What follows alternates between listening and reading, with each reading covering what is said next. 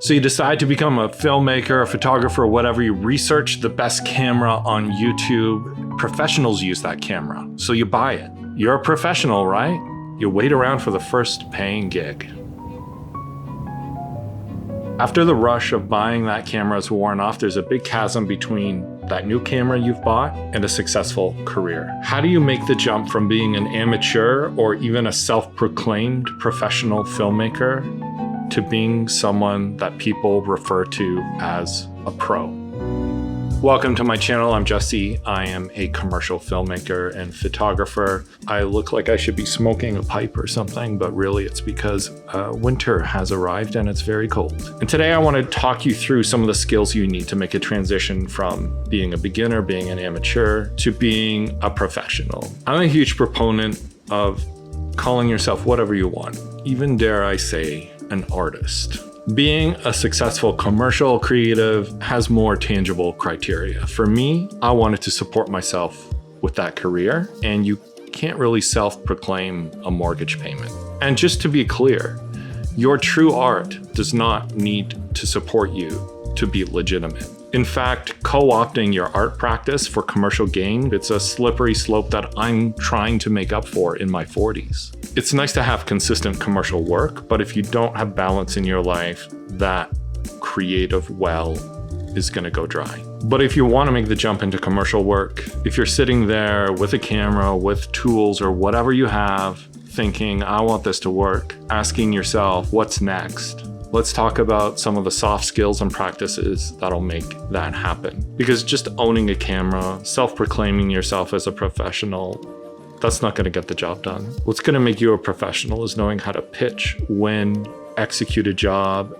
and more importantly, get hired the next time. That's what, in my opinion, makes you a pro. I'm not perfect. I really don't know what I'm talking about. All I can speak to is the journey that I've taken.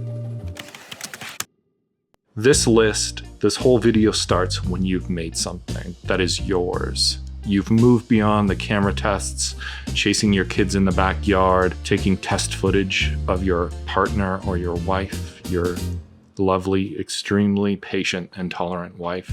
You're moving beyond that. You've made something that has an idea in it, maybe just an arc, maybe just a feeling. Whatever it is, the sum is greater than the parts. You've popped your head through the ceiling of what videography is, and you're catching a glimpse at what filmmaking is, what being a director is. The difference between a videographer and a filmmaker or a director is ideas, your ideas. And I'm not trying to poo-poo on videographers. A lot of my work, a lot of my income is work that you would call videography.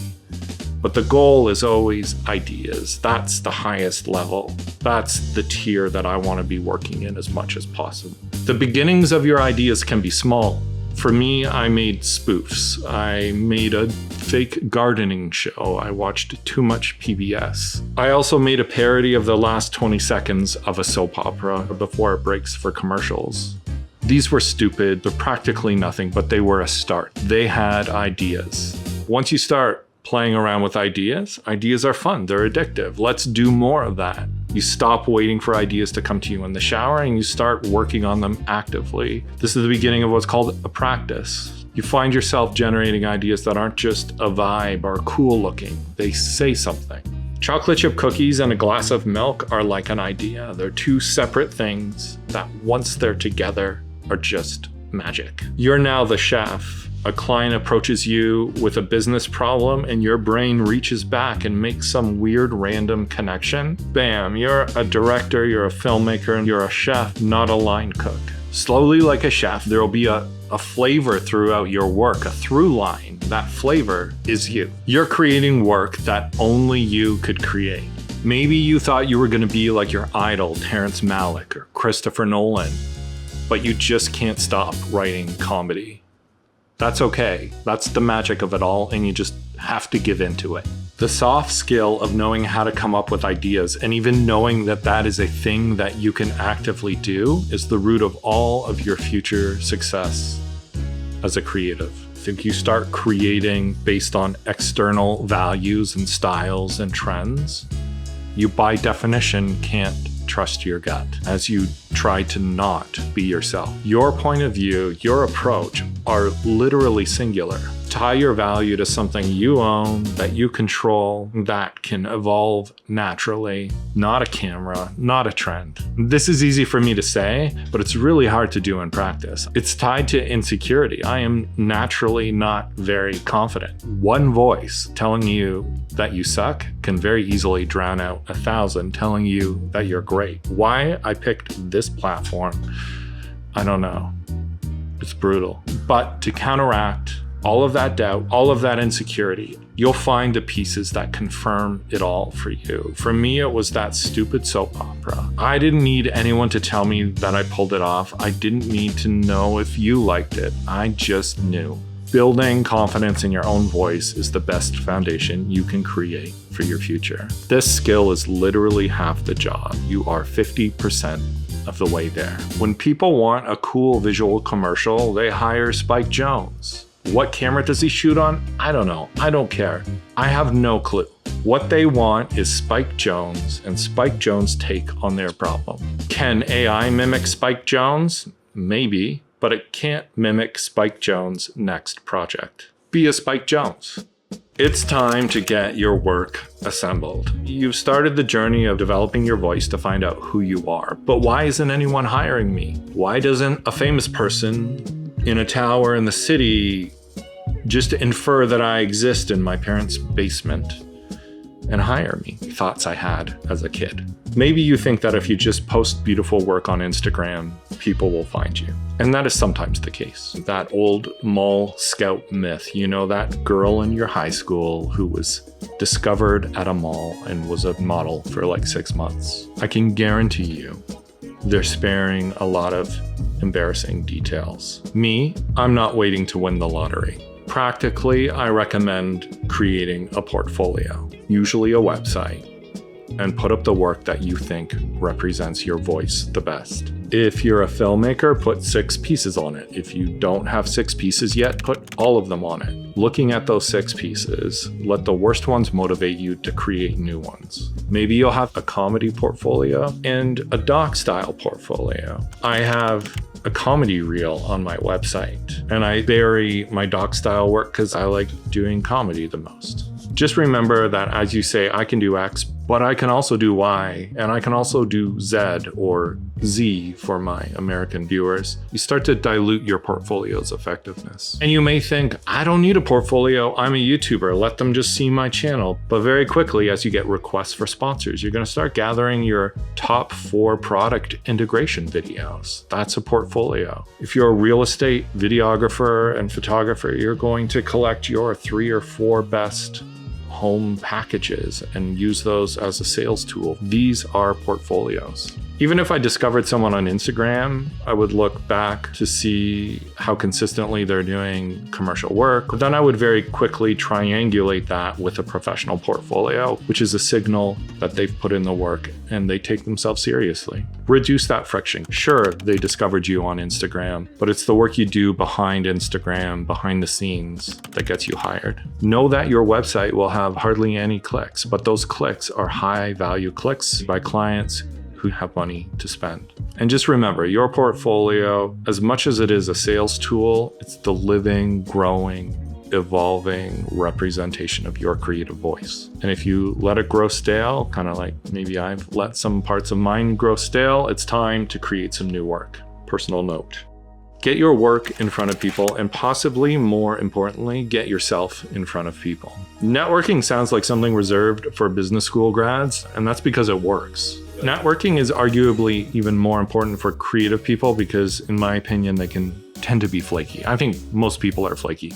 And some people just think that networking is like sending an email or a DM, that's enough effort. What you need to do is get in front of people. One thing I've learned from business schools is this idea of a coffee chat, which is a low stakes 20-minute chat and get a great first impression of somebody. But when I think back, and I can only think back from my experience, every job I had as a creative, I can connect back to one event I attended in 2004. It was a student portfolio review sponsored by a local design and advertising club. It was the first time I had driven to Toronto on my own. I had my portfolio under my arm. Everything was printed back then. I had researched some people that I wanted to meet at the event. I had a list of names to look for. 2 of those people were at the event.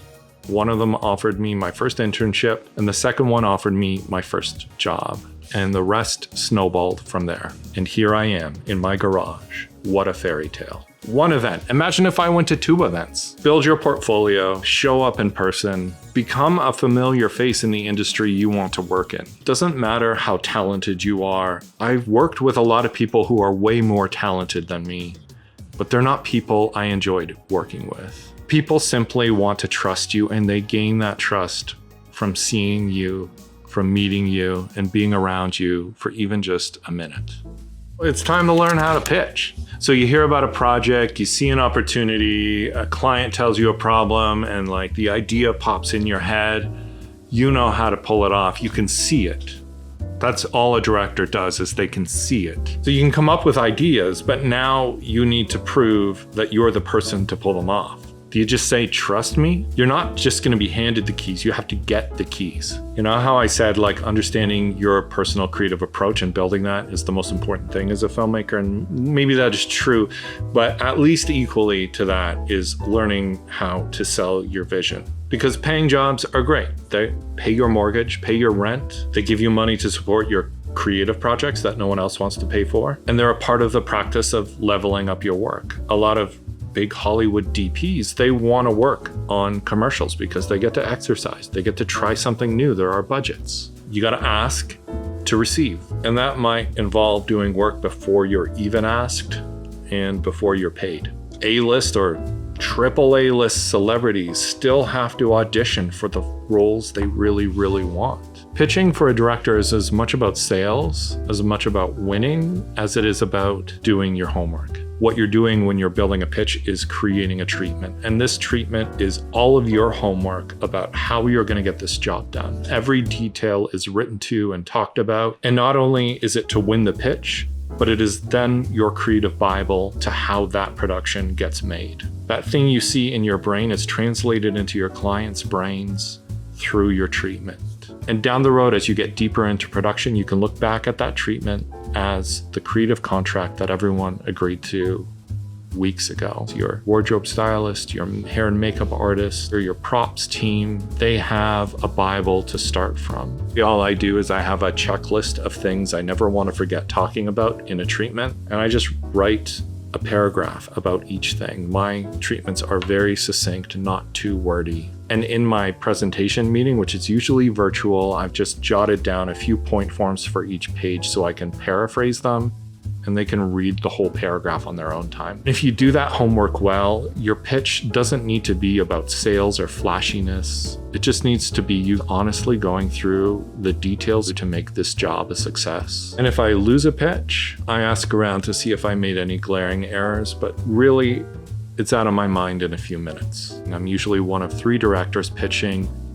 Who knows why I lost? Maybe the client's nephew got a new camera. Maybe the ad agency creatives are already buddies with a director and they know they're going to choose him. They just need 2 other bids to meet some client criteria. It's all a game.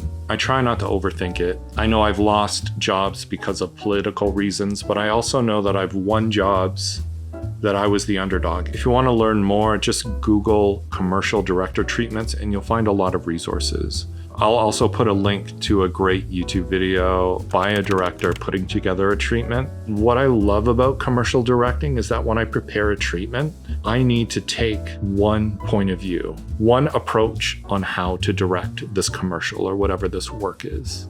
I can't be flaky and say we could do it this way or we could do it this way.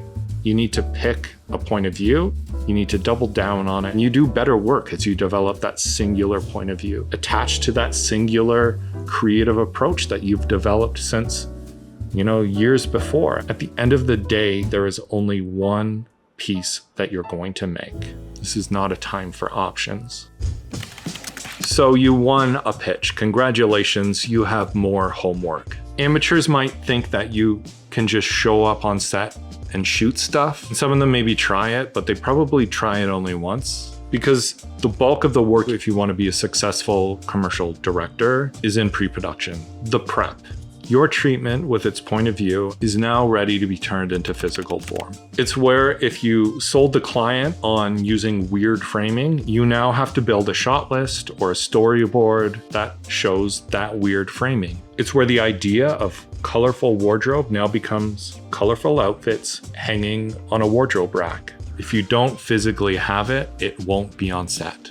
The quality of your pre-production determines the quality of your shoot day. A small oversight is fine. Production is messy, but a chronically ill-prepared team member is not fun to work with. A well-prepared and collaborative leader inspires the team to work together and to support each other. Practically speaking, a director who says, hey, can we get a great big chandelier in the back of the shot, and you're shooting in a rural location 2 hours outside of the city, that director is not going to get a chandelier.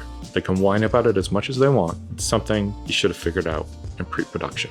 Doing the homework is a very boring skill. During every project, there are times when I'm tempted to say, oh, we'll just figure it out on set, but I know better to resist that temptation. The shoot day is sacred. The shoot day is only for execution. Even directors who like to improvise a lot will start with a framework.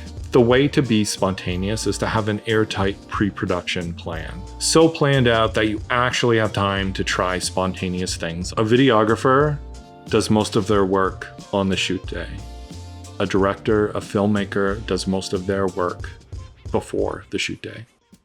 I don't want to paint the picture that I've had a very clear, logical, linear progression in my career. Any creative practice is a mess. It's a mess. I'm just trying to figure this all out. I've screwed stuff up on set. I've embarrassed myself. As much as we would love to believe that we can learn all of this stuff in theory on YouTube, on my stupid channel, and then emerge into the production world fully formed and error-free, that is a huge fallacy. Get out there, start shooting, start building a portfolio, start making mistakes. Feel those mistakes in your gut and let them catalyze into growth. There's some low-hanging fruit mistakes that you can avoid very easily, so do your homework. But the weird nuances of behavior, how you pitch, it's all stuff you just get through experience. Get off your butt. Stop relying solely on DMs and emails. Go to events. Prove to people in person that you're not a weirdo. That's the biggest thing people want to know. Is this person a total weirdo? Is this dude a total creep? Talk your way onto sets. Volunteer. Make yourself an indispensable asset. And before you know it, somewhere down the line, someone's going to reach out because they heard you're a pro. If you watch my videos a lot, consider subscribing to my newsletter. It's a way that we can stay in touch outside of a platform and an algorithm. Maybe visit my Patreon with the realization that I've never had a sponsored read on this channel ever. No pressure. I appreciate you.